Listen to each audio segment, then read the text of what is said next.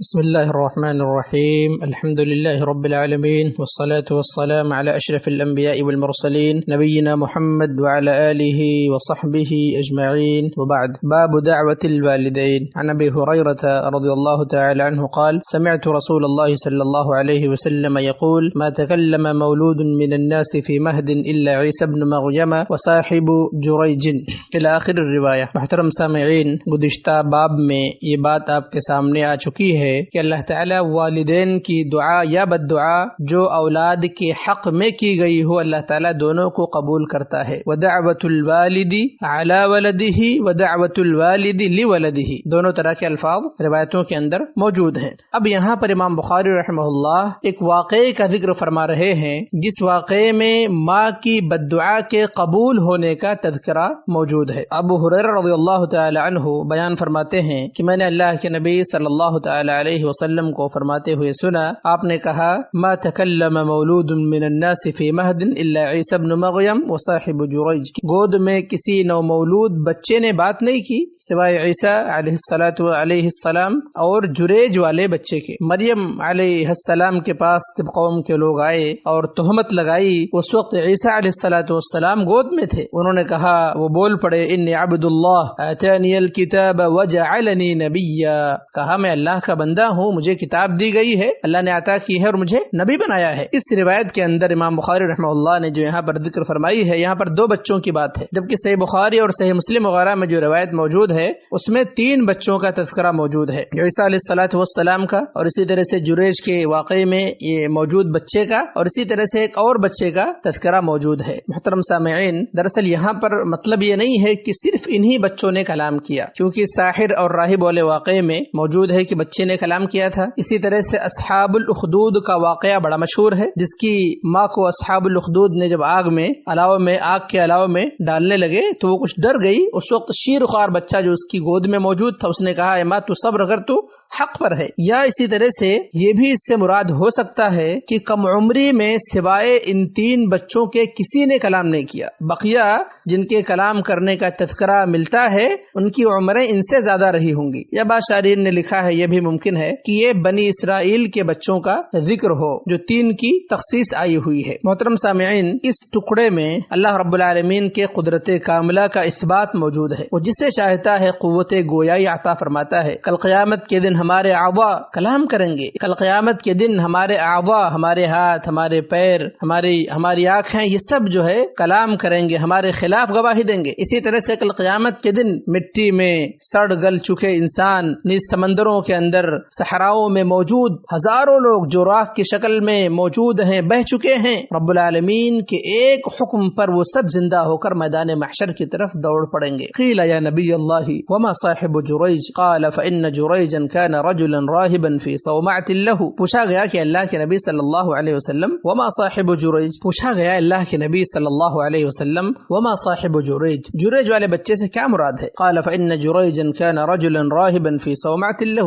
اللہ کے نبی صلی اللہ علیہ وسلم فرماتے ہیں کہ جریج ایک راہب آدمی تھا. جریج ایک راہب آدمی تھا جو اپنی کٹیا میں عبادت کرتا تھا. ہماری شریعت کے اندر رہبانیت کی کوئی گنجائش نہیں ہے. یہ یہود و نصارہ کے یہاں اور ان کے یہاں اس طرح کی چیزیں پائی جاتی تھیں. ہماری شریعت کے اندر رہبانیت کی کوئی گنجائش موجود نہیں ہے. انسان بیوی بچوں سے کٹ جائے، جنگلات میں چلے جائے، اپنے آپ کو کسی کٹیے کے اندر محصور کر لے، کسی جگہ خاص کر لے اور وہاں پر عبادت کرے، بیوی بچوں کے حقوق کو ادا نہ کرے، شادی وغیرہ نہ کرے. اسلام کے اندر زہد یہ تو مستحسن ہے، انسان زاہد ہو، عابد ہو، عبادت گزار ہو، لیکن رہبانیت کی پرمیشن اللہ کے نبی صلی اللہ تعالی علیہ وسلم نے، ہماری شریعت نے نہیں دی ہے. وَكَانَ رَاعِيَ بَقَرٍ يَأْوِي أَسْفَلَ صَوْمَعَتِهِ وَكَانَتِ امْرَأَةٌ من اہل القریۃ تختلف الی الراعی، نبی صلی اللہ علیہ وسلم فرماتے ہیں اور اس کی عبادت گاہ کے نیچے کی طرف اسفل صومعتہ ایک گاؤں کا چرواہا آیا کرتا تھا، ٹھہرتا تھا، اور ایک قریب کی ایک عورت تھی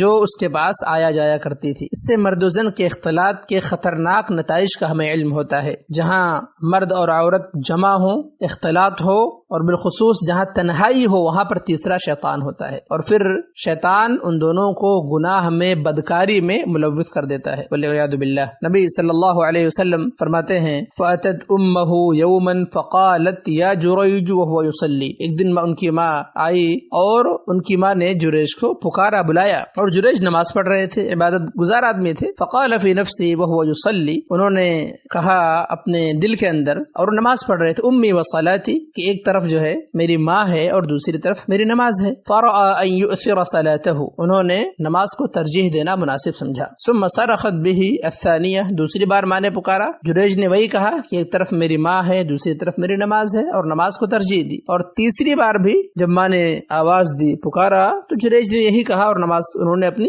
जारी रखी। फलम्मा लम युजिबहा क़ालत, जब माँ ने जवाब नहीं पाया तो माँ ने बद्दुआ दी। इस रिवायत के जाहिर से पता चलता है कि माँ एक दिन आई और माँ ने 3 बार पुकारा, जबकि सही मुस्लिम वगैरह के अंदर जो अल्फाज हैं उससे हमारे इल्म में बात आती है कि माँ जो है 3 दिन लगातार आई। एक दिन आई, उसने पुकारा और जुरैज ने जवाब नहीं दिया, चली गई, नमाज पढ़ रहे थे वो। और फिर जो है दूसरे दिन आई और उसने पुकारा, जुरैज ने जवाब नहीं दिया। तीसरे दिन आई और फिर जो है माँ ने बद्दुआ दी। क्या बद्दुआ दी? कहा, ला अमातक अल्लाहु या जुरैज हत्ता तंज़ुर फी वुजूहिल मुमिसात सुम्मा इंसरफत, कहा कि अल्लाह सुब्हानहु व तआला तो इसे मौत न देना यहाँ तक कि ये बदकार औरतों का मुंह देख ले। और ये कहकर वो वापस चली गई। الملك بتلك المرأة ولدت فقال ممن؟ قالت من جريج. قال أصاحب الصومعة؟ قالت نعم. قال اهدموا صومعته واتوني به. اب اس عورت کے یہاں بچے کی ولادت ہوئی اور بادشاہ نے بلایا اور پوچھا کہ یہ بچہ کس کا ہے؟ تو اس نے کہا یہ بچہ جریج کا ہے۔ قال اصاحب الصومعة؟ بادشاہ نے کہا کہ وہ کٹیا والا عبادت گزار جریج؟ قالت نعم، اس نے کہا ہاں وہی۔ قال اهدموا صومعته واتوني به، کہا جاؤ اس کے کٹیے کو، اس کے عبادت خانہ کو گرا دو اور اس کو میرے پاس لے کر آؤ۔ اس میں بادشاہ نے تفتیش نہیں کی، بادشاہ نے تفتیش نہیں کی، جبکہ ہمیں چاہیے کہ ہم جب کسی نیک آدمی کے بارے میں کوئی بات سنیں جو انسان خدا ترس ہے، بزرگ ہے اور جس کی زندگی ہمارے سامنے ہے، اس کے بارے میں کوئی ہم بات سنیں تو ہمیں چاہیے کہ ہم تحقیق سے کام لیں، فوراً جو ہے اس پر رد عمل دکھانا شروع نہ کریں۔ یا ایھا الذین آمنوا ان جاءکم فاسق بنبأ فتبینوا، جب کوئی فاسق خبر لے کر آئے تو اللہ تعالیٰ فرماتا ہے اس کی تفتیش تحقیق کر لیا کرو۔ فضربوا صومعته بالفؤوس حتى وقعت، انہوں نے اس کے کٹیا کو کلہاڑیوں کے ذریعے سے، ہتھیار کے ذریعے سے گرا دیا اور جریج کو لے کر آئے بادشاہ کے پاس۔ فمر به على المومسات فرآهن فتبسم، اور جب ان کو بدکار عورتوں کے پاس سے گزارا گیا، فرآهن فتبسم، جریج نے جب انہیں دیکھا تو جریج یہ مسکرانے لگے۔ وهن ينظرن الیہ فی الناس، اور وہ جو ہے جریج کی طرف دیکھ رہی تھی اور لوگ بھی موجود تھے۔ فقال الملک ما تزعم هذه، بادشاہ نے کہا کہ یہ دیکھو یہ کیا کہہ رہی ہے، تمہارے بارے میں کیا کہتی ہے؟ قال ما تزعم، کہا کہ کیا کہتی ہے؟ قال تزعم ان ولدها منك، کہا بادشاہ نے کہ وہ کہتی ہے کہ یہ بچہ یہ تمہارا ہے۔ قال انت تزعمین، جریج نے کہا کیا یہ بات صحیح ہے، تم اس بچے کو میری طرف منسوب کر رہی ہو؟ قالت نعم۔ قال اين هذا الصغير، کہا کہ وہ بچہ کہاں ہے، وہ بچہ کہاں ہے؟ کہا گیا دیکھو وہ گود میں موجود ہے۔ فاقبل علیہ، یہاں پر امام بخاری رحمہ اللہ نے جو روایت ذکر فرمائی ہے، یہاں پر نماز کا ذکر نہیں ہے۔ صحیح بخاری کے اندر جو الفاظ ہیں کہ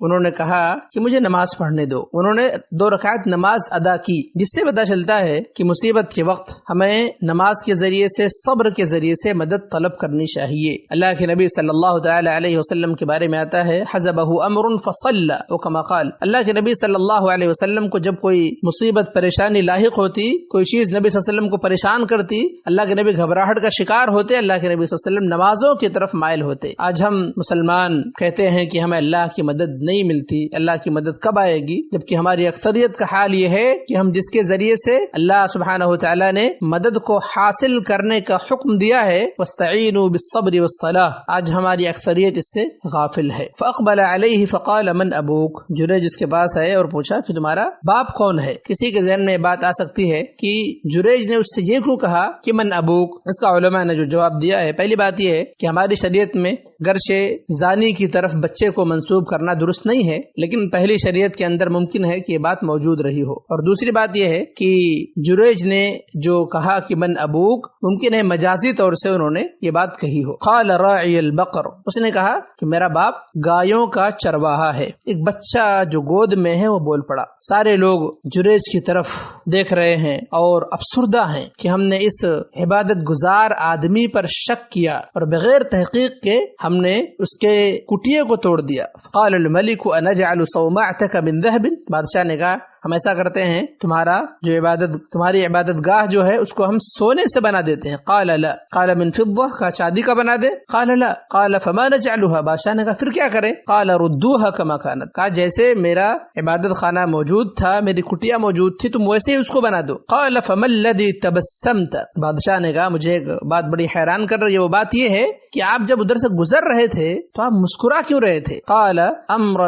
عرفته ادرکتنی دعوت امی. کہا کہ ایک بات ہے جس کو میں پہچان گیا، میری بات سمجھ میں آ گئی تھی کہ مجھے میری ماں کی بددعا نے پکڑ لیا ہے، مجھے میری ماں کی بددعا لگ گئی ہے. جریج کو اپنا واقعہ یاد آیا، ماں نے جو الفاظ ادا کیے تھے جریج کے علم میں بات موجود تھی. ثم اخبرهم. پھر جریج نے پورا معاملہ سنایا. اس روایت میں دو باتیں بہت بنیادی ہیں. پہلی بات یہ ہے کہ ماں باپ کی دعا یا بددعا کو اللہ تعالیٰ قبول کرتا ہے. امام بخاری رحمہ اللہ نے اسی لیے اس باب کے اندر اس واقعے کو ذکر فرمایا ہے. سوال یہ پیدا ہوتا ہے کیا جریج نے ماں پر طعنہ زنی کی تھی، ان سے برے لہجے میں بات کی تھی، ان پر ظلم کیا تھا؟ آپ کا جواب ہوگا نہیں، انہوں نے صرف ماں کا جواب نہیں دیا تھا لیکن انہیں ماں کی بددعا لگ گئی. ذرا ہم اپنے معاشرے کا جائزہ لیں، ہمارے یہاں والدین کے ساتھ ظلم موجود ہے، تلفی ہے، بے ادبی ہے، مار پیٹ ہے، لیکن ہمیں اللہ کے عذاب سے ڈر نہیں لگتا. اللہ المستعان. دوسری بات یہ ہے کہ اگر دو نیک کام جمع ہو جائیں کسی بھی معاملے میں تو ہمیں افضل کو مقدم کرنا چاہیے. نفل نماز اور والدین کا بلاوا